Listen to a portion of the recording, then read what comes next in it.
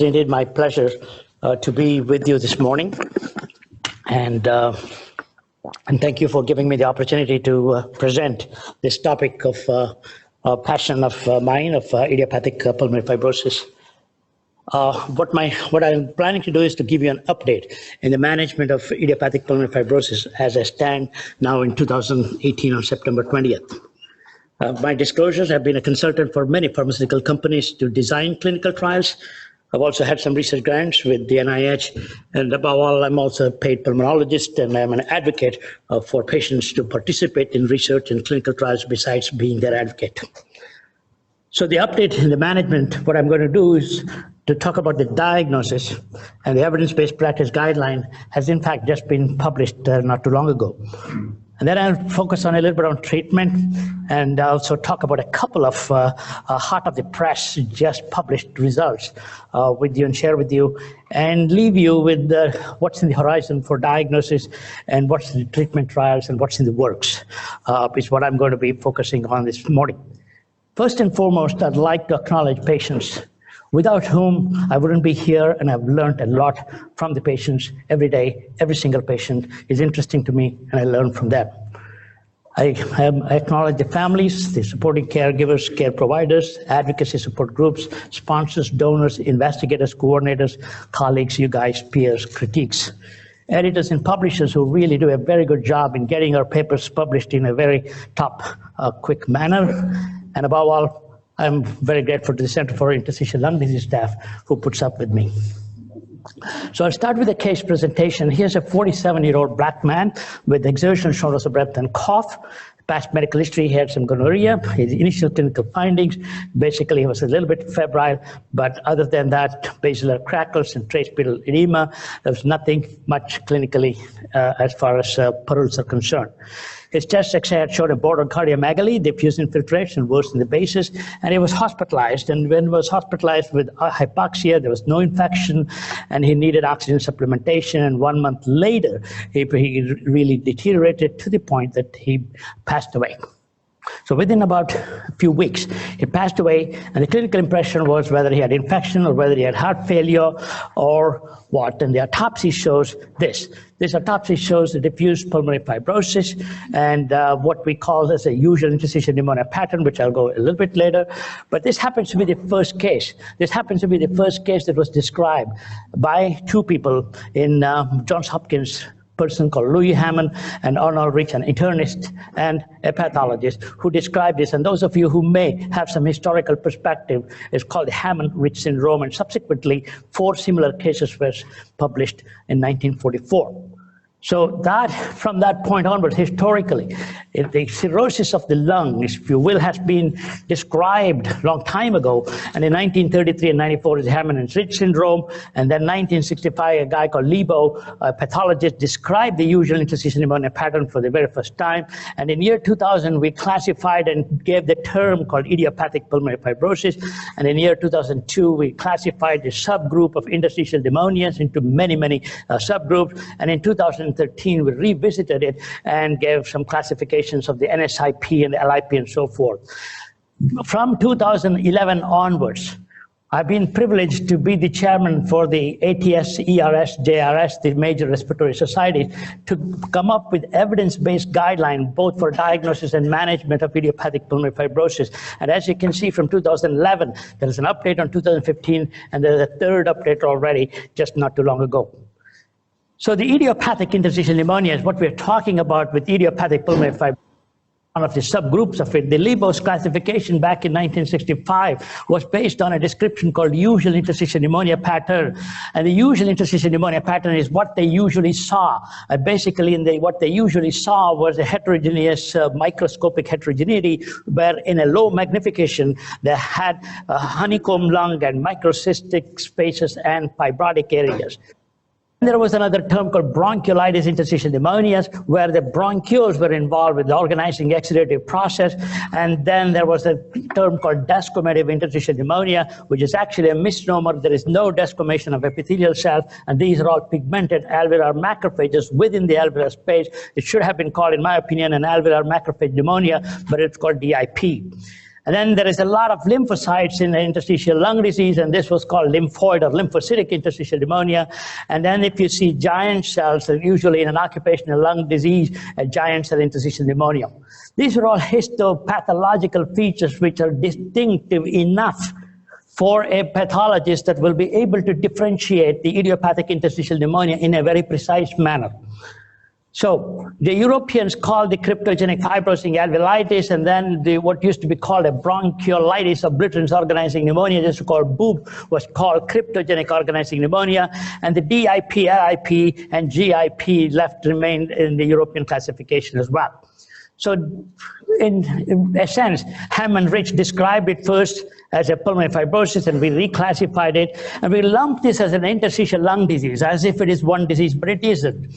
It is interstitial lung disease is a group of acute and chronic bilateral pulmonary fibrosis with heterogeneous manifestations in terms of etiology is concerned, but they all have 4 classic features, which means shortness of breath or cough or restrictive pulmonary function test predominantly, and bilateral pulmonary infiltrate. And the disease is actually in the distal pulmonary parenchyma without infection, without neoplasm, without vasculitis. So if you're confronted with a patient with interstitial lung disease, which such as this one, it could be any one of those heterogeneous group of interstitial disease. And a long time ago, I classified this into as 5 or 6 subgroups, even though we'd write it in the textbooks that there are 200 some different causes, among which collagen vascular disease is very important, drug-induced is important, environmental is important, and inherited diseases such as tuberous sclerosis, Hermansky-Putlag syndrome, and these days familial idiopathic pulmonary fibrosis called telomeropathies are also an interesting group of pulmonary fibrosis. If you eliminate all of these clinically, then you will be confronted with what we call idiopathic interstitial pneumonias. And once you have an idiopathic interstitial pneumonia, we are confronted with, before we get into the idiopathic interstitial pneumonia, a prudent history elicitation person must take a drug history.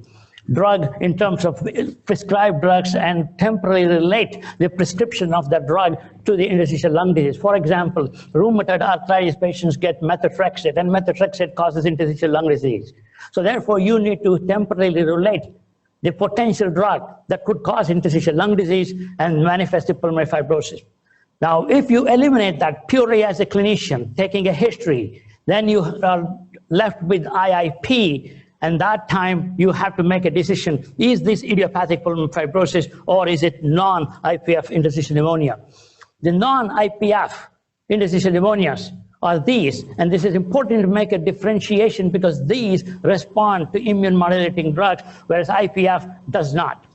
So therefore we are confronted with a given patient with interstitial lung disease with many lung diseases, out of which hypersensitivity pneumonitis is very important to eliminate because it is potentially a preventable, a curable disease if we diagnose hypersensitivity pneumonitis properly. Many patients with IPF mimic hypersensitivity pneumonitis chronically and vice versa. So how do you demystify this interstitial lung disease, which is really a can of worms? Hypersensitivity pneumonitis, I've already told you that. Iatrogenic causes, occupational disease, and connective tissue disease is very important to eliminate because every connective tissue disease can manifest interstitial lung disease, and worse, interstitial lung disease can manifest even before the connective tissue disease manifests. So IPF is a very distinctive disorder, even though it is in the mixture of this heterogeneous group of disease, and familial IPF, we are becoming aware of patients within the family to have interstitial lung disease. But also recognizing that coexisting patterns can occur in the same disease to make the disease category more challenging than not. Recently, we described that sarcoid and idiopathic pulmonary fibrosis could be in the same patient, whether it is a phenotypically different to manifest sarcoid at a different time and IPF is a different time, we don't know. And a recent terminology has been introduced as a research statement called interstitial pneumonia with associated feature of connective tissue disease. It's a research statement, and these patients do not have connective tissue disease as yet, but simply have a weak positive ANA or a weak positive rheumatoid factor. How do you reach a correct diagnosis? It's a dynamic process. You need to be a good clinician. We need to talk to our radiologist. We need to talk to a pathologist, and this multidimensional discussion should be an ongoing process, and it is becoming a gold standard in terms of making a diagnosis of idiopathic pulmonary fibrosis and related disease. The new gold standard, therefore, the ATS consensus statement said, you've got to be discussing, the pathologist should not be the end of gold standard, no longer it's just the tissue is the issue. The tissue is the issue if you as a clinician can put this into a context of the right clinical situation.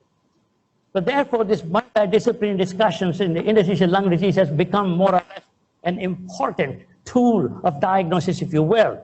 And it is clear that the observer agreement substantially increases if you discuss it in a step-by-step manner with our colleagues, including rheumatologists. So for a recognized histological pattern, the clinician should reconsider potential causes even after the pathologist says it is a UIP. So UIP does not equate to the diagnosis of IPF because there are several other diseases that can manifest UIP. Smoking history is very, very important. In terms of this is an elderly disease in idiopathic pulmonary fibrosis, but elderly disease also, patients also have comorbid conditions. We recently described this idiopathic interstitial pneumonia classification into 3 major categories.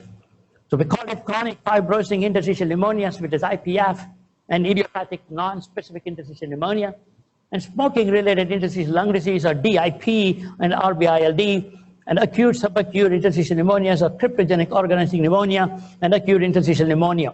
And it's important to make a distinction in terms of making the diagnosis because the clinical behavior of each one of these diseases are different, among which the chronic fibrosing interstitial pneumonia is the one that is the worst because these are relentlessly progressive disorders. So therefore, IPF is part of the spectrum of interstitial pneumonias.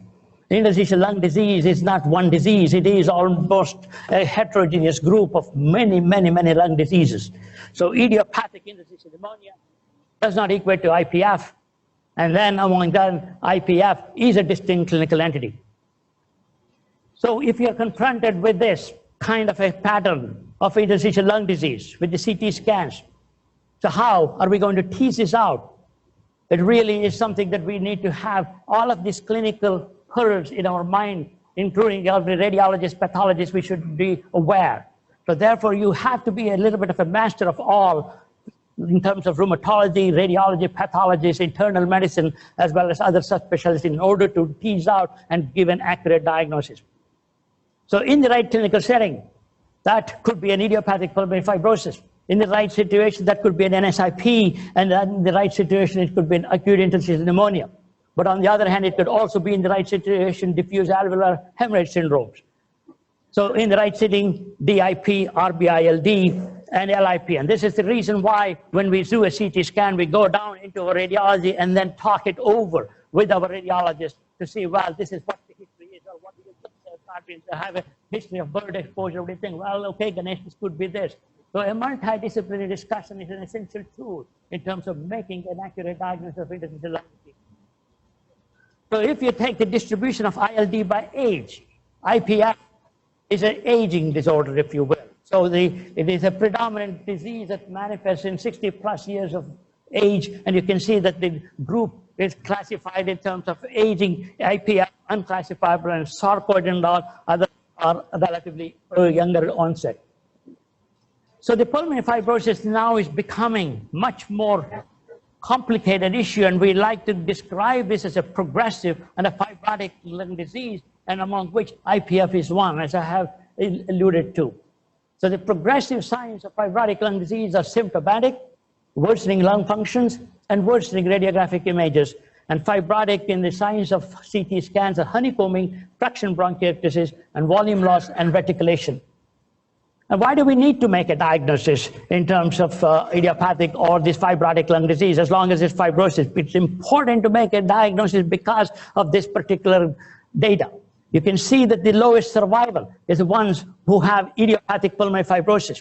The other ones are not as bad as IPF. So therefore, a distinct diagnosis of prognostication is extremely important, because once you're making an accurate diagnosis, you're going to sit with that patient and tell the reality of the truth of the matter.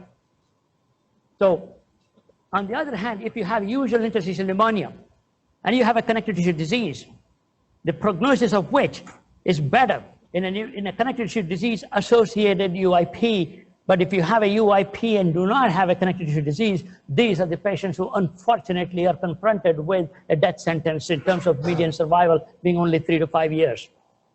So what is IPF? So IPF is obviously a debilitating and a fatal lung disease, which is characterized by progressive scarring in the lung, and acute exacerbations can sometimes occur. But fortunately, acute exacerbations are only about 5 to 15% of patients with idiopathic pulmonary fibrosis have acute exacerbation, and if they do, it is usually fatal. The incidence of idiopathic pulmonary fibrosis were recently got hold of some database from the Medicare and described the risk factors for higher incidence as far as age, male sex, and Hispanic ethnic origin and geography. And as you can see in the United States, in the Medicare database epidemiological study, the highest incidence appear to be in the West Coast for whatever reason. And the prevalence of IPF is increasing. Back in 2001, you can see that the prevalence were somewhere around 200 cases per 100,000 person years. Now, over the last 10 years, the prevalence has increased to such high levels, and unfortunately, the incidence has been more or less the same. The reason I think the prevalence is increasing are 2 reasons. One, we're able to diagnose it much more accurately because we are doing CT scans more, or maybe the patients are living longer. So those 2 variabilities are the reason why the prevalence of idiopathic pulmonary fibrosis is increasing, and this is not just in the United States, but it's all over the world. So the common symptoms of IPF is shortness of breath and chronic cough, and occasionally people can be fatigued and weak and some weight loss.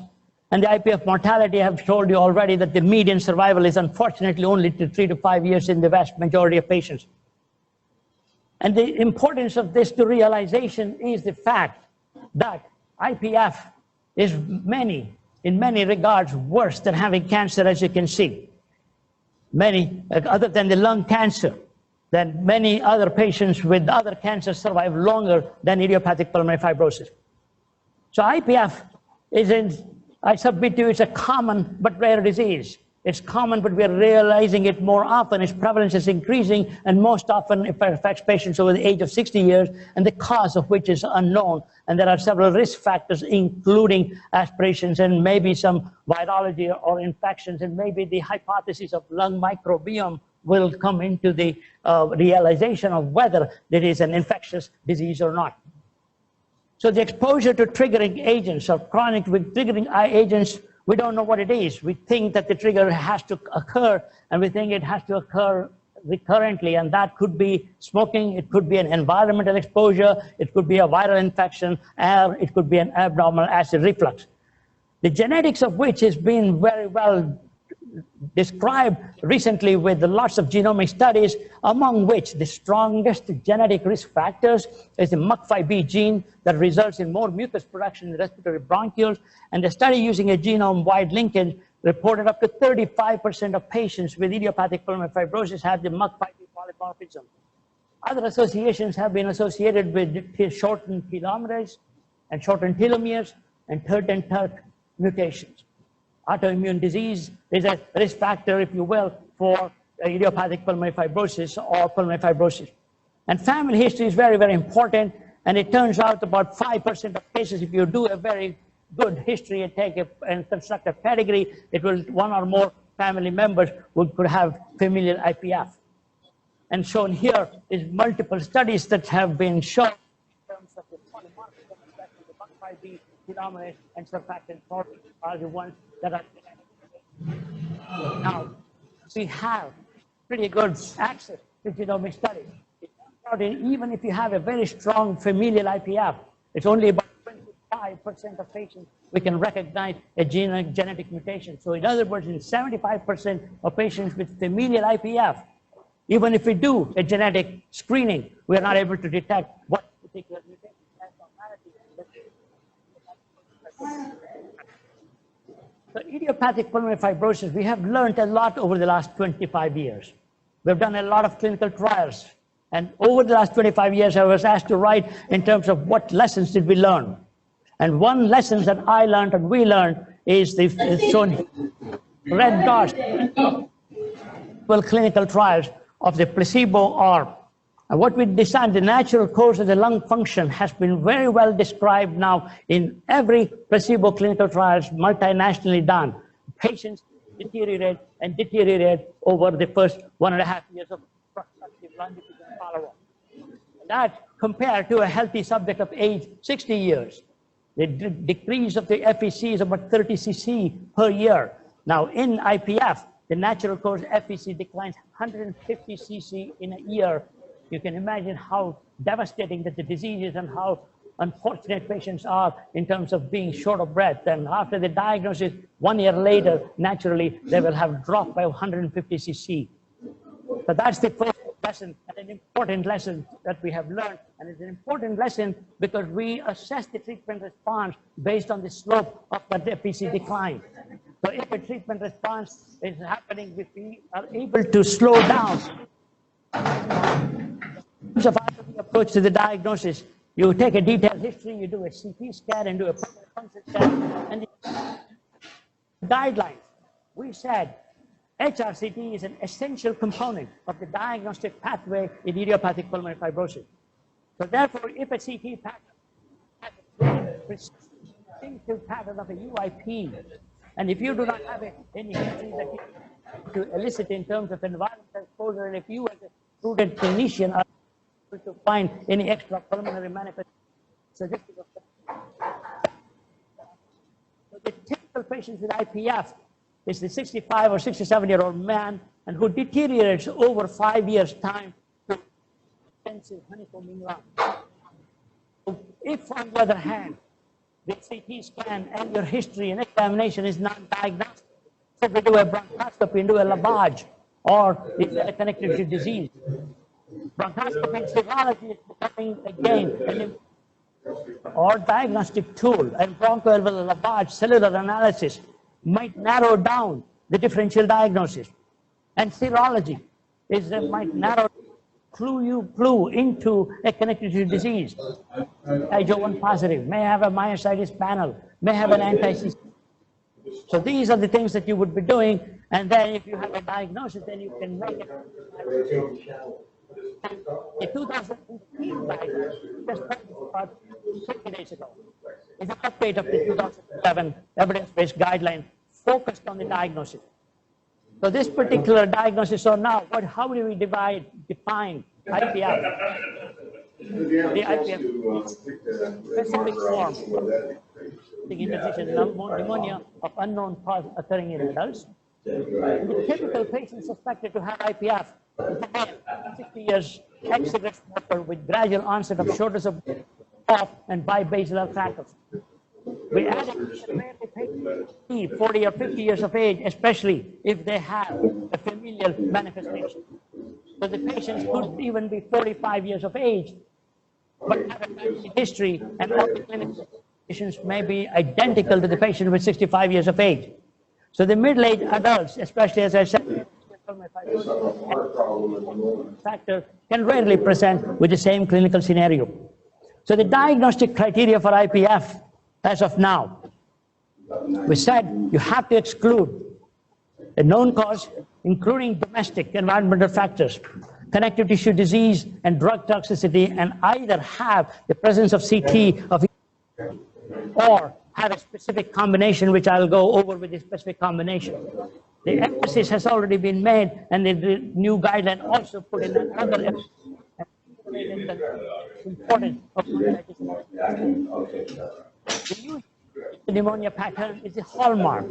So 2018 guidelines, we have refined the UIP patterns into 4 diagnostic categories. And that is one, you have UIP. The other one, we call it probable UIP. The third one, we cannot, it is indeterminate. And the fourth one is an alternate diagnosis. But the radiologist would be telling you it is a probable UIP or indeterminate. So these are the terms that have to be utilized now from now onwards, rather than tossing in the terms as possible and other inconsistent pattern, which is what we described in 2011. HRCT and surgical lung biopsy techniques have been described in the new guidelines. The recommendations in these guidelines are therefore for patterns and distribution of the CT if the CT is very properly with the precise technique. So the UIP pattern is subpleural and basal, and distribution can often be heterogeneous, and honeycombing with or without peripheral traction bronchiectasis is characteristic feature of UIP. We added in a little bit of a mild ground glass attenuation can be present. In 2011, we said there shouldn't be any ground glass changes, but now we say that the mild ground glass changes can be a superimposed feature of a UIP pattern. But this is a characteristic UIP pattern. Without significant ground glass changes, there is lower lobe peripheral and subpleural and honeycombing shown as an arrow mark. So this demonstration of UIP pattern is extremely important. The next one is a probable UIP. The probable UIP has also got the same distribution, but without the honeycombing. But you can have a peripheral traction bronchiectasis and may have mild ground glass changes. So shown here is a very similar CT scan without the honeycombing, but the reticulation and lower lobe predominant pattern is the characteristic hallmark of this probable UIP or a UIP pattern. What is indeterminate? So it is, we use the term indeterminate, but because we could not determine whether it is UIP. It could be UIP if you do a lung biopsy. So what could be the indeterminate for UIP? It could still be subpleural. It could be basal predominant, or it could be an early UIP pattern. And shown here is a so-called an early UIP is what our radiologists would be telling these days. And these would be no honeycombing, subpleural, reticulation. But on the other hand, if you have a CT scan which has alternate diagnosis, such as cysts and marked air trapping, a predominant ground gases or profuse micronodules or centrolobular consolidation, that is not UIP, and that is an alternate diagnosis. And the distribution could be peribronchovascular and upper lobe, sarcoid predominant, or upper mid-lobe, and that's not UIP. Or you could have associated features such as pleural plaques or dilated pulmonary fibrosis, or the soft tissue that there could be some complications or clavicular erosions will give you a clue that this is a rheumatoid arthritis associated with pulmonary fibrosis. So the pattern of alternative diagnosis for lung fibrosis could be air trapping, ground glass changes, and that's not UIP. The pathologists also, we use the same terminology, UIP, this is a characteristic dense fibrosis. No microscope, they can have normal areas adjacent to the fibrotic area. Very similar to what Libo described in 1965. So the diagnosis of IPF flow chart in the new guidelines, we have given this as follows. You have a patient suspected to have IPF, you have an identified condition or cause, yes, then you discuss the radiologist, see what the pattern is, and then say the radiologist will around start alternative diagnosis, and that's not IPF. Now, if you do not have a condition or a identifiable cause by history elicitation, now you get into the mixture of UIP of all of these patterns. And this is where the multidisciplinary discussion is emphasized, that you discuss it with the radiologist, and in appropriate situation, discuss it with the rheumatologist. Now, if it is, then you have an IPF, which is a table that I will give you. Now, even if you have a UIP, now let's say the prudent clinician will identify, well, there is a history of exposure to birds, but it is UIP. So then you might consider further investigations such as bronchial lavage, which could have a lymphocytic pattern, or if a patient really wants to and if he's capable, if there are no surgical risks, you might even do a surgical lung biopsy to see if there's an alternate diagnosis. So this is, in a way, we have precisely refined the way how to make a diagnosis accurately for IPF. So IPF, based on the CT and the biopsy, we have given a composite table as follows. As I told you, that the CT pattern, we have described the 4 patterns. We have described the histopathology pattern in the same way.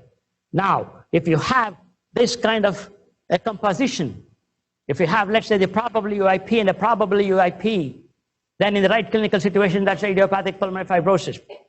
So on the other hand, even if you have a UIP in the CT, but you have a IPF diagnosis on the other patterns or pathology. That's not IPF.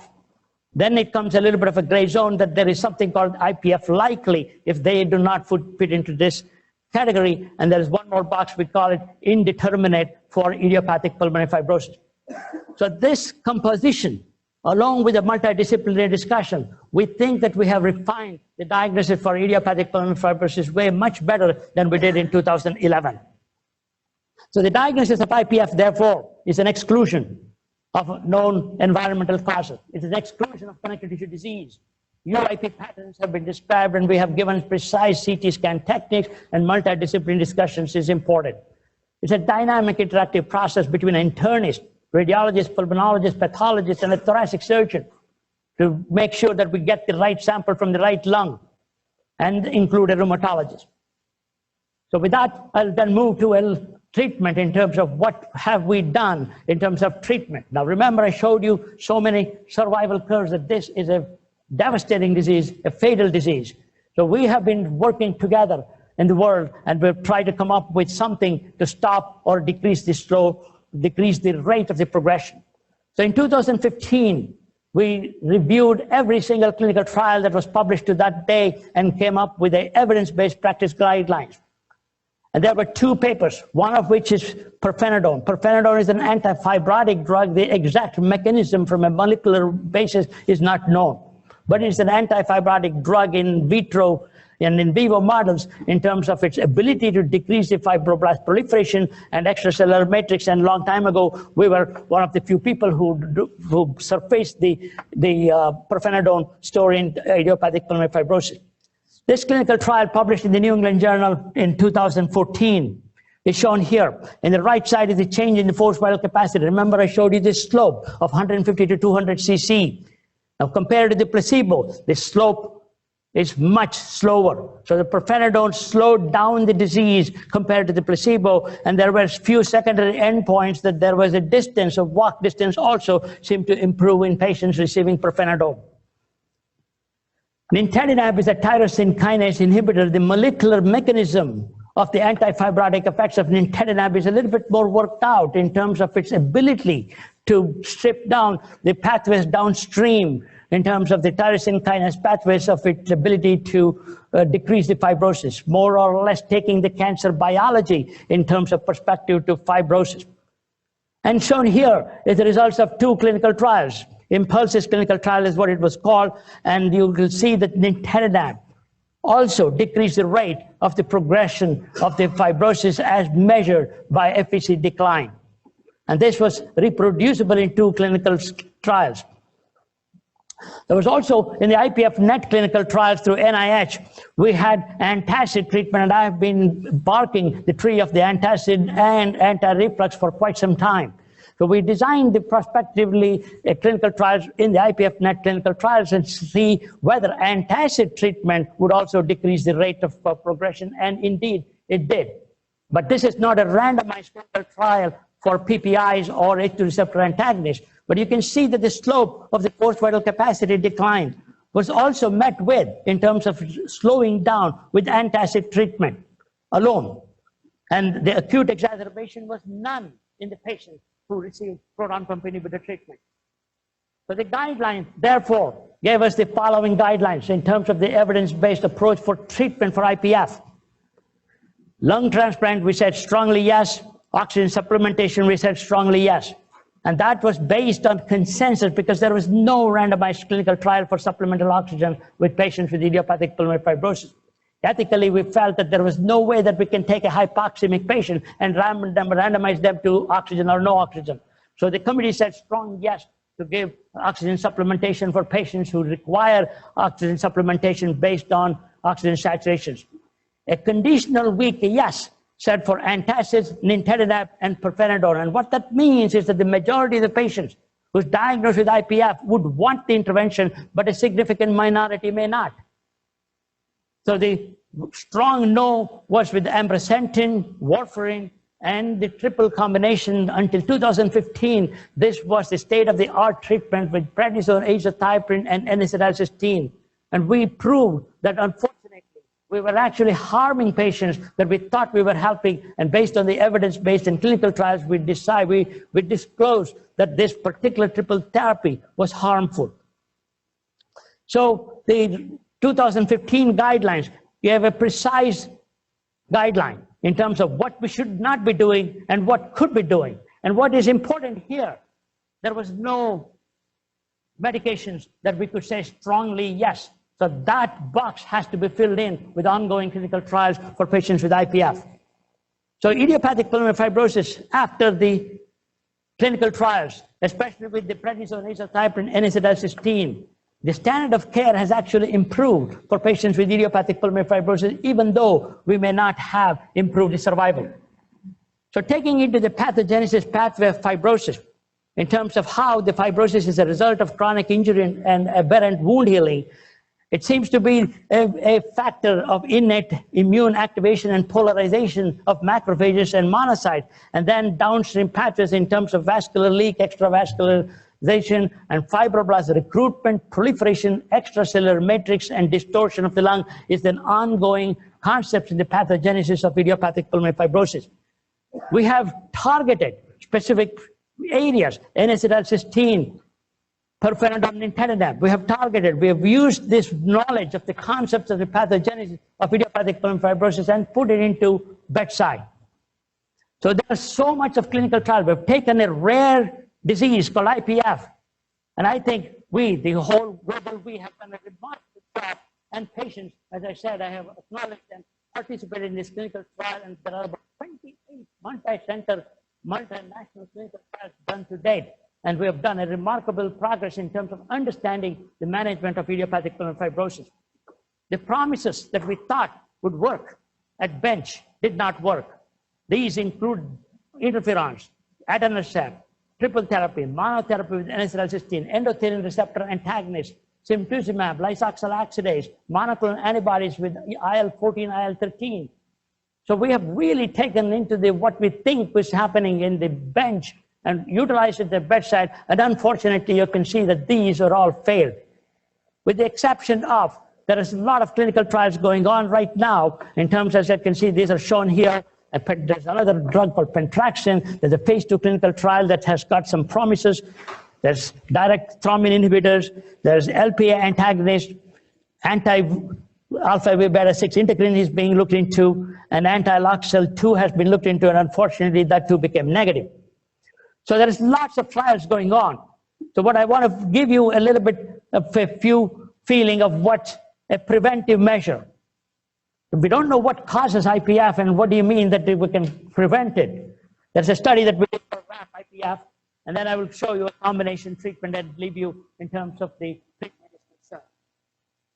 So in a genetically predisposed lung, so we know that recurrent injury occurs. So why not the microaspiration be that recurrent injury as an intrinsic environment of the lung in a genetically predisposed person? So using that concept, if you bring into the paradigm of IPF, so we know that something should injure the lung at the epithelium. We don't know whether it's virus, we don't know whether it is what. So after that, we have gone through this in terms of the pathogenesis, it does fibroblast proliferation. So we need to do something first. And what's that? We need to protect it. How do we protect it, and how do we prevent that? If we know what causes it, it's easy to prevent. So with that, we had a hypothesis that microaspiration, whether it is acid or non-acid, may be the injury. Using that concept, we designed a study called RAP, Idiopathic Pulmonary Fibrosis, and this got published about 3 weeks ago in the Lancet Respiratory Medicine. So we called it RAP, Idiopathic Pulmonary Fibrosis, an NIH-sponsored phase 2 clinical trial. 58 patients were randomized, 29 patients to get the Nissen fundoplication up front. All of these patients must have documented abnormal acid gastroesophageal reflux by 24-hour pH monitoring. The primary endpoint, which is the classic endpoint that we use, is the forced vital capacity because of the slope. The enrollment were 5, and then we had to add 1 more. Unfortunately, this study was a little bit difficult study to enroll in other sites. As you can see, that most of these patients come from us at the University of Washington. 33 patients were randomized of the 58 patients. The primary endpoint is shown here. Remember the slope I showed you. So shown here in the red is the patients who were randomized to Nissen fundoplication. They dropped their FVC by 50 cc compared to 130 cc. This was on background therapy because we allowed nintedanib and pirfenidone as well. Although this did not hit the statistical endpoint, this graph is very, very interesting. And the secondary endpoint, which is a pre-specified endpoint, not an exploratory endpoint, is the time to the composite decline of 10% change in the forced vital capacity or death. So the patients who were subjected to fundoplication actually had improvement or forced vital capacity decline or death. So using a non-parametric rank methodology between group differences, the FVC was significant. Acute exacerbation, respiratory hospitalization, and death were numerically fewer, and time to event analysis significantly longer. Adverse surgical events were minimal, and the surgery was very safe. There was no significant benefits on the symptoms, however. So we concluded that laparoscopic anti-reflux surgery in patients with IPF and abnormal acid reflux is safe and well tolerated, but there was no real statistical difference in the FVC decline, but the totality of the results was favorable in terms of the fundoplication is concerned. A combination therapy has now been utilized for idiopathic pulmonary fibrosis.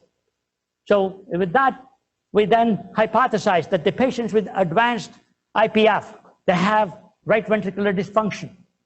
So then why they have pulmonary hypertension? So sildenafil is a potent vasodilator and has improvement in the pulmonary hypertension in patients without IPF and pulmonary hypertension. So using a combination of nintedanib and plus sildenafil, we designed a double-blind randomized clinical trial, and this just got published a few days ago. This was based on a STEP IPF clinical trial that we had done a few years ago, published in the New England Journal in 2010, where sildenafil had favoring benefits in terms of the improved gas exchange is concerned and in terms of quality of life. So we've been interested in sildenafil in patients with advanced disease with IPF, especially if they have pulmonary hypertension. So the phase 2 clinical trial, the phase 3 clinical trial that we just completed, shown here is the primary endpoint was the quality of life, which had improved in the STEP IPF clinical trial, but that was a negative primary endpoint in the nintedanib and sildenafil. However, the time to absolute forced vital capacity decline greater than 5% predicted or death was statistically significant. The combination of nintedanib and sildenafil compared to the nintedanib and placebo. And more interestingly, the biological plausibility of why sildenafil may have worked is this issue of the brain natriuretic peptide that was initially high at the baseline, but it was stable or even improved in patients receiving nintedanib and sildenafil. So IPF, we're now combating the disease on a new surf.